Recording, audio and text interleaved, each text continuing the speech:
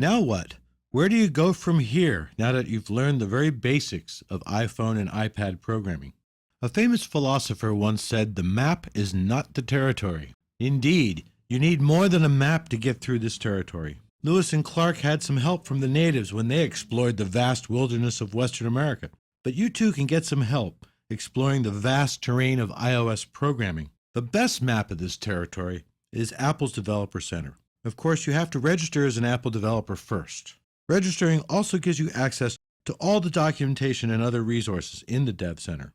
There is a lot of information squirreled away in various corners of the iOS Dev Center, as you see here. For example, the Getting Started documents help you learn the fundamental concepts and the best practices for iOS development.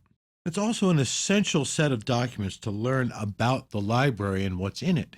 The iOS Dev Center also includes coding how-tos, which are a lot more valuable now that you've had something of an introduction to iPhone and iPad programming. And the sample code is really valuable. Most good developers look over the sample apps before they start building their own. They take something that closely approximates what they want to do, and then modify it until it does exactly what they want it to do. But probably the most important information you can find for developers is at this URL, developer.apple.com library iOS navigation. You also find this linked into the iOS Developer Center.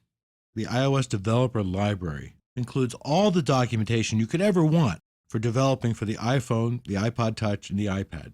One important document it includes is Learning Objective-C, a primer, which provides an overview of Objective-C, which is the programming language used to code your apps.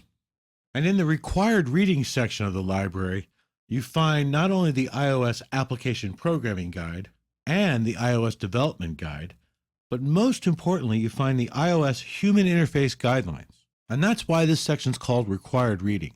You really need to know about the Human Interface Guidelines as you design your product. And the other two, the Application Programming Guide and the Development Guide, give you all the information you need for programming iOS applications and also for using Xcode to build, run, and debug and tune your apps. Now, if you want to get a handle on Objective-C as quickly and painlessly as possible, you should consider getting a copy of Objective-C for Dummies, which is by my co-author, Neil Goldstein. Neil does a great job explaining everything you need to know to program in Objective-C, and he assumes that you have little or no knowledge of programming. Now, Neil and I also wrote the iPhone Application Development All-in-One for Dummies, which is 7 books in one, including a primer on Objective-C, and of course, building a utility app and building an industrial strength app. We also co-authored the iPad Application Development for Dummies, and these books cover areas that I didn't cover in these lessons, including setting up tables, using core data, drawing maps, printing from your application, using AirPrint, and even using geolocation information in your apps.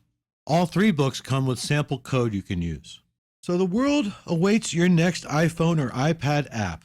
Good luck, and thank you for letting me share my iPhone and iPad programming experience with you.